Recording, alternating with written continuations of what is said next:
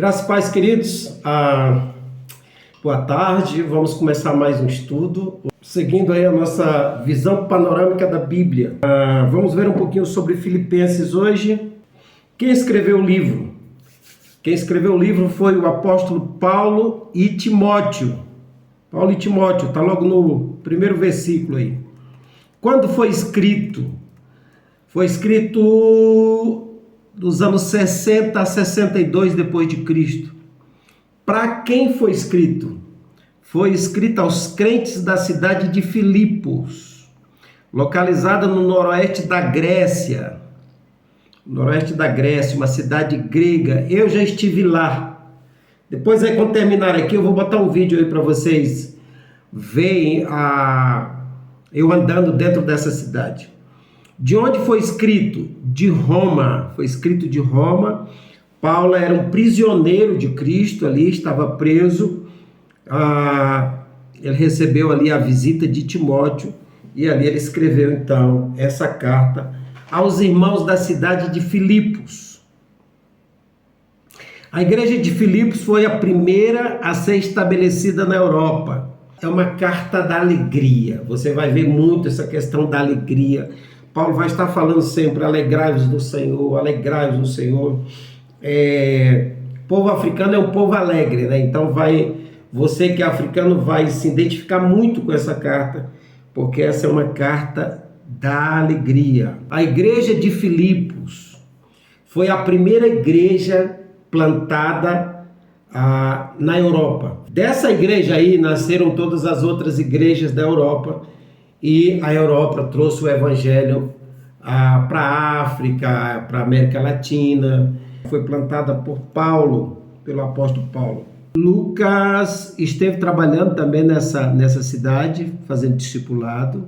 O gênero literário, ela é uma carta de quem a igreja era composta de gregos e alguns judeus, mas era mais de gregos, porque era na Grécia. Quais são os pontos fortes e os pontos fracos? Sua força: foi a única igreja que apoiou Paulo financeiramente. Esse é um ponto a favor dessa igreja. É uma igreja que se preocupava em ajudar o pastor, em ajudar financeiramente o seu pastor. Então essa é uma qualidade muito boa da igreja. Uma igreja que ajuda o seu pastor é uma igreja forte, né? Problema: fraqueza, orgulho e divisões. Não tem ninguém perfeito, né? Sempre tem algum problema para corrigir. Então, era uma igreja que ajudou muito o apóstolo Paulo financeiramente, ofertava na vida dele, mandava alimento para ele na cadeia.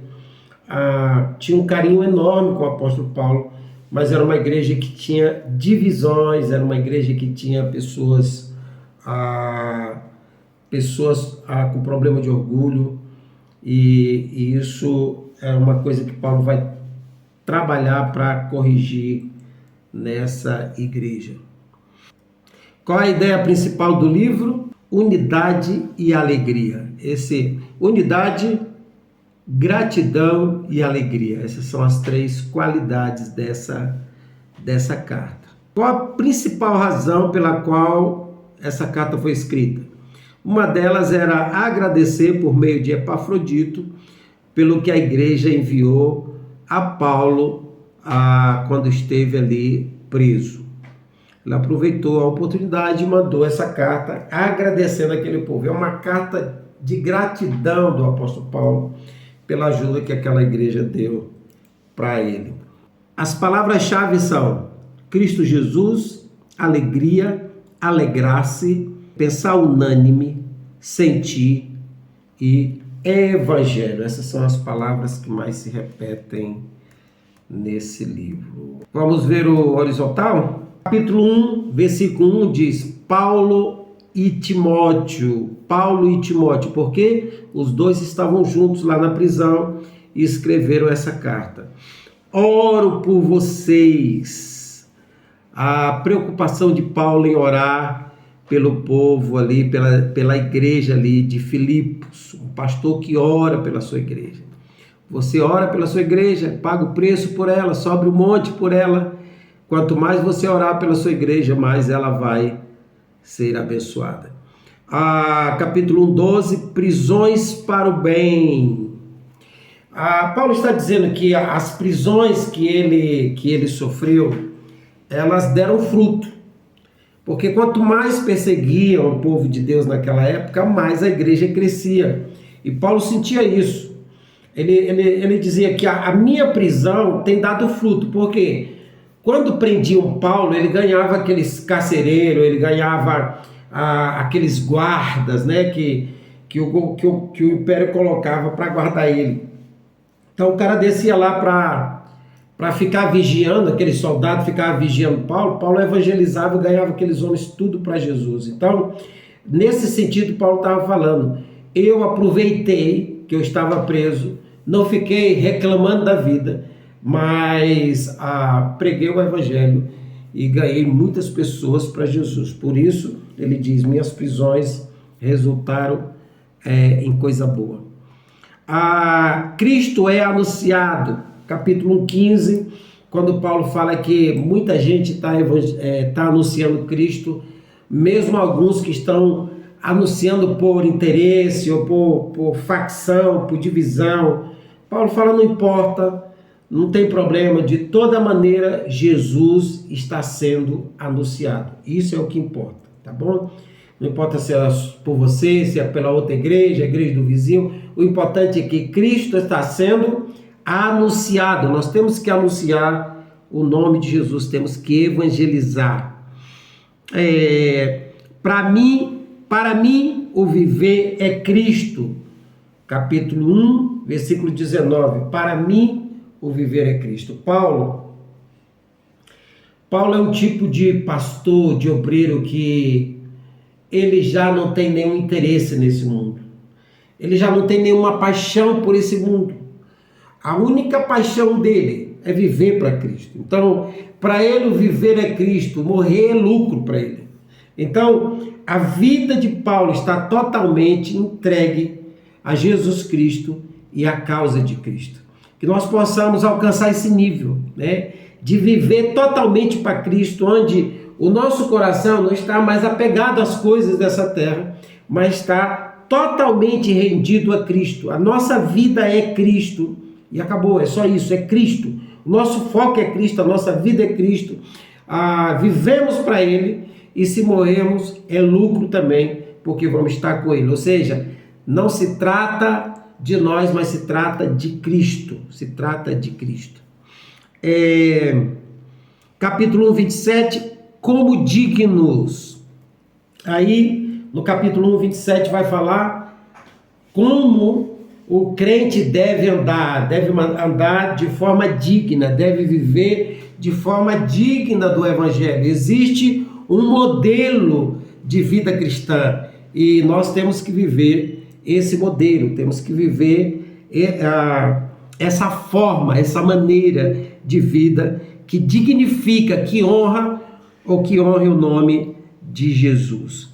Capítulo 2, 1, haja o mesmo sentir o quê? Que houve em Cristo. Haja o mesmo sentimento que houve em Cristo Jesus. Nós temos que seguir o exemplo de Cristo. Qual foi o sentimento de Jesus? Ele, sendo Deus, não usou esse título para entrar na terra. Eu sou Deus. Não, ele entrou como servo. Ele se humilhou.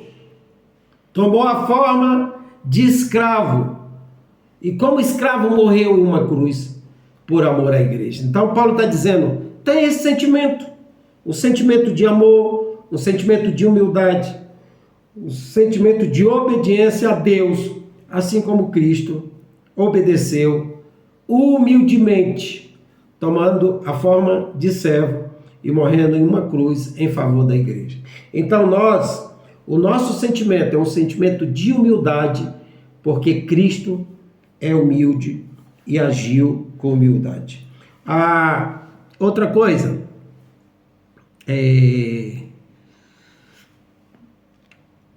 desenvolvei a vossa salvação.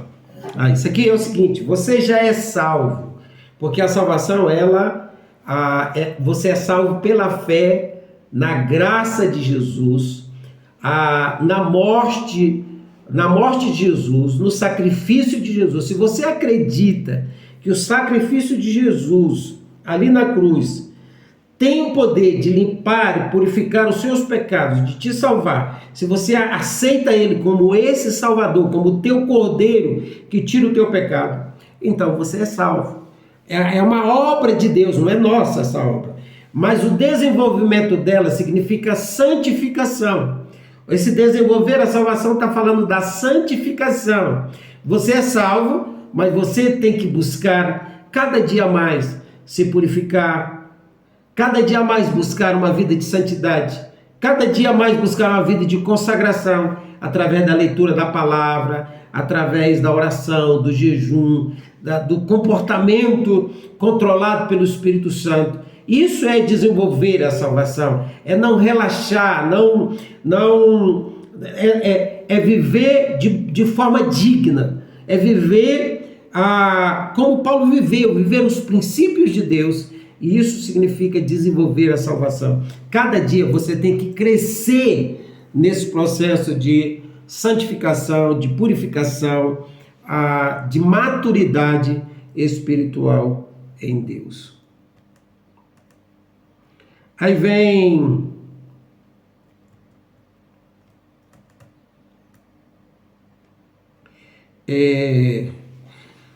capítulo 2:19, enviei a Timóteo. Capítulo 2:25, enviei Epafrodito. Aí é aquela preocupação sempre de Paulo, né, de saber como é que as igrejas estão. Então naquela época não tinha telefone, não tinha WhatsApp. Então ele mandava seus discípulos visitar as igrejas e trazer um relatório de como estavam as igrejas. Porque geralmente Paulo estava ou em viagem através dos navios ou estava preso. Então ele mandava os discípulos dele visitar as igrejas para trazer relatório para ele sobre a situação das igrejas. Aí ele está dizendo que enviou Timóteo e de outra vez enviou Epafrodito, que eram discípulos de Paulo. Capítulo 3:1 diz: alegrai-vos no Senhor. Essa carta é uma carta da alegria. E essa alegria, queridos, deixa eu dizer uma coisa. Essa alegria aqui, ela não depende de coisas. Ela não depende das coisas, essa alegria aqui. Isso aqui é um contentamento, é uma alegria do Espírito Santo. É um fruto do Espírito Santo em nós. Ou seja, é algo que o Espírito Santo gerou dentro de nós.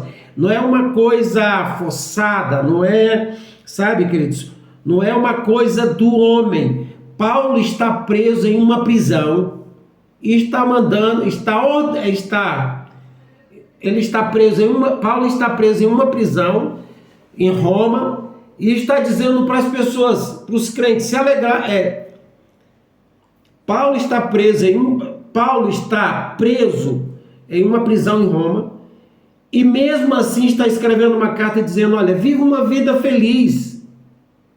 Ele está feliz mesmo estando preso, porque a felicidade não é essa felicidade, essa alegria de que eu ganhei um bom salário, eu tenho um bom emprego, eu tenho o meu carro, estou feliz por isso. Não, é uma felicidade que o Espírito Santo coloca em você. É um nível de contentamento maduro que você alcança em Deus, de maneira que você não depende das coisas. Se você tem dinheiro ou não tem dinheiro, se tudo está bem na sua vida ou não está bem. É uma alegria que você... é uma alegria gerada através do Espírito Santo e através de um relacionamento que você tem com Deus, de maturidade.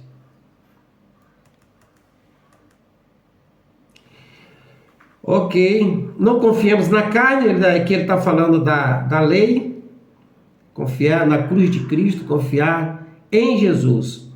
Sede meus imitadores, capítulo 3:17. Irmãos, olha que top. Já pensou você chegar a esse nível, nós chegamos a esse nível de dizemos para a igreja que cuidamos: irmãos, olhem para mim, sejam meus imitadores. Imitem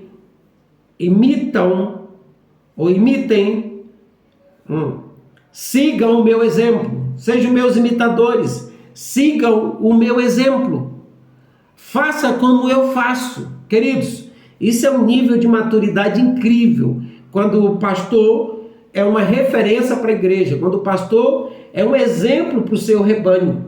Amém, queridos? Não é o pastor falar assim, ó, faça o que eu digo, mas não faça o que eu faço. Não, faça o que eu digo e faça o que eu faço, porque esse é o certo, é o correto, você ser uma referência para o seu rebanho.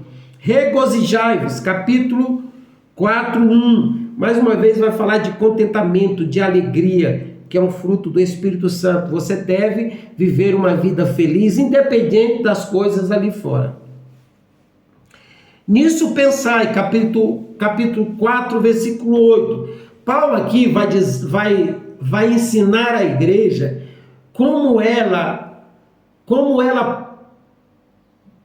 Paulo vai ensinar a igreja como ela deve fazer para proteger a mente. Paulo vai dar um filtro para a mente. E aí ele vai dizer o seguinte: tudo que é justo, tudo que é puro, tudo que é bom, tudo que é honroso, se alguma coisa produz algo de bom, algo puro, algum bem, então é isso que você deve pensar. Você não pode ter pensamentos de fracasso, de derrota, sabe? Pensamentos impuros. Você tem que pensar coisas boas. Você tem que pensar coisas boas. E para você pensar coisas boas, a palavra de Deus tem que habitar na sua cabeça. Para que você pense como Cristo. Para que você tenha a mente de Cristo. A sujeira não pode entrar na sua cabeça. O que tem que dominar a sua mente é a palavra de Deus. Por isso que ele diz que tudo que é bom é nisso que você tem que pensar. Tudo que é puro é nisso que você tem que pensar. E aí a sua mente vai estar controlada pelo Espírito Santo. Aprendi a viver, capítulo 4, versículo 10. Sabe que aqui Paulo está dizendo assim, ó: aprendi a viver na pobreza e na riqueza. Aprendi a viver quando tem comida em abundância e quando estou passando fome. Aprendi a viver, a ser honrado e a ser humilhado. Irmãos, isso é maturidade espiritual. Isso é a maturidade do líder. Quando você aprende a viver em toda e qualquer maneira. Isso é aprender. Tem gente que só sabe ser honrado. A pessoa fala: nossa, pastor, como você prega bem, hein? Nossa, sua pregação é muito boa. Aí fica feliz, né? Mas quando alguém fala: nossa, pastor, essa sua pregação hoje foi muito ruim, hein? Então ele já fica bravo com o crente, porque o crente está criticando a pregação dele. Não, você tem que saber ser honrado e você tem que saber ser humilhado. Por quê? Porque a vida é assim, ninguém vai ser honrado a vida inteira. E ninguém também vai ser humilhado a vida inteira. Então, é um aprendizado. Aprender a viver quando tem dinheiro. Aprender a viver quando não tem dinheiro. Quando tem dinheiro, você tem que aprender a administrar, aprender a gastar, entendeu? Aprender a usufruir daquele dinheiro. Tem gente que tem dinheiro e os dentes estão tudo caídos, porque ele não aprendeu a usufruir daquele dinheiro. Tem gente que tem dinheiro e anda com a chinela, com os calçados tudo rasgado, porque ele não aprendeu a usufruir daquele dinheiro. Entendeu? Então, você tem que aprender a ter e tem que aprender a não ter também, porque vai ter momento que não tem.